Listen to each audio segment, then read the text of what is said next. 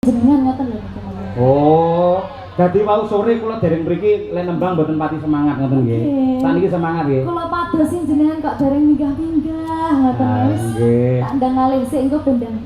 Kula ajeng minggah pripun tangan kula diborgol kali Bu Kesi. Tapi tenang mawon Mbak Silvi niki Bu Kesi pun kula jujer.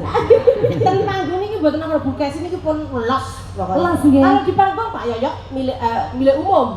Kalau di rumah kagungan Bu Kesi. Nggih.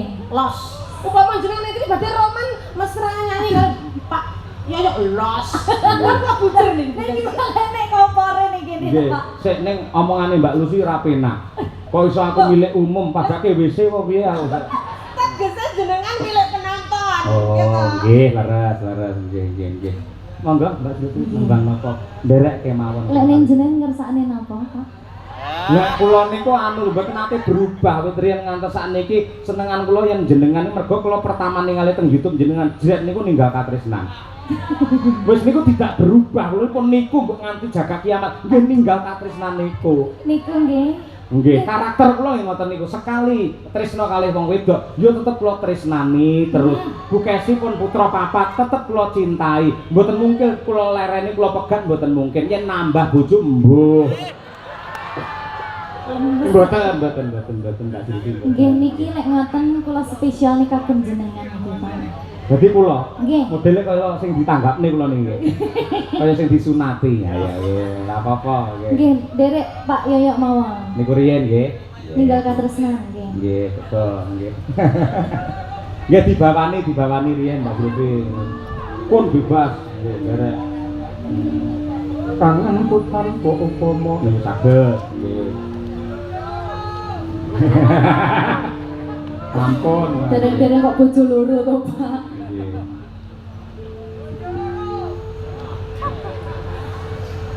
Kangenku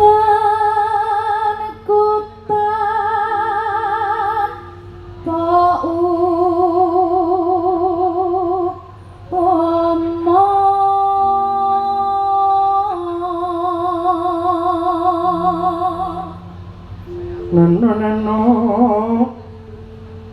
mong sliramu kang dadi telane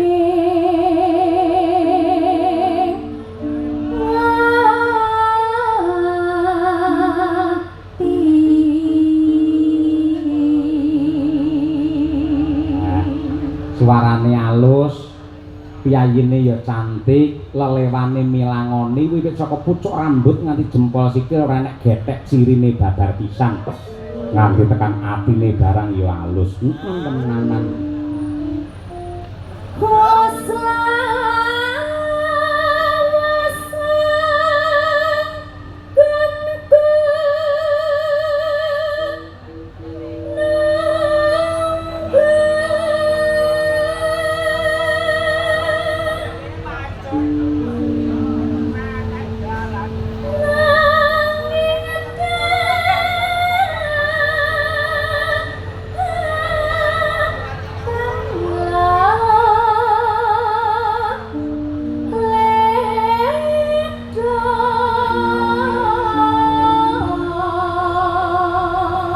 Kok swantene bening napa mike ngasta piyambak Mbak Silvi? mboten niki saking panitia. Mikula ta niku? Tupa? Oh, nggih mikula, lek mriki berarti mikula. Pripun? Mikula pas napa mboten? Enak, Pak. Enak alhamdulillah nggih. Ngono kuwi. Parandene ning omah selentiki Ibu Kesi ya. Senengane ngekel, randi kuping dislentik. Lah iya. Ana Ngelingono nalika tinaka pungku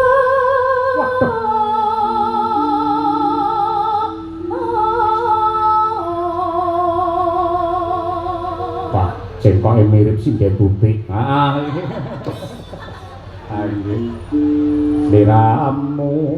seliramu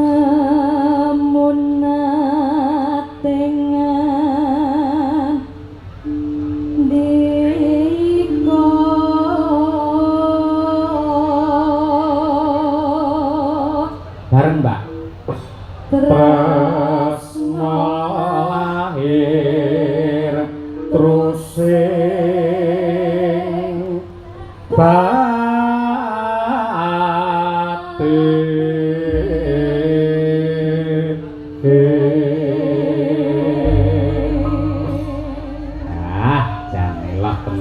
biasanya aku lek karo Bu Kesi ra iso bareng lho, Nduk. Ayo iki. Lah kok niki kali kula kok langsung pas. Lah nggih kula mboten ngerti, mbok menawa suasanane Mbak Silvi, suasanane nggih. Nggih. Luar biasa jenengan. Monggo ninggal katresnan sepisan mangke langgam riyin, nggih to. Yang kedua saged dijaranke. Silvi Kumalasari ngunut Tulungagung. Yo. Nangis sajroning ati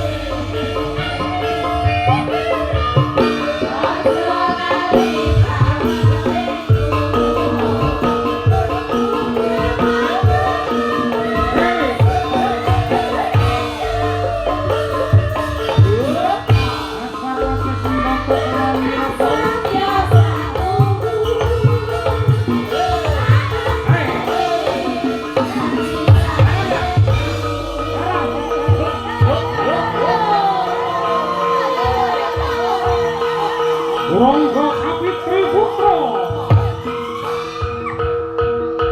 Alah bos kancane. Sak pola-polae sak obah-obahe genah. Carane iki.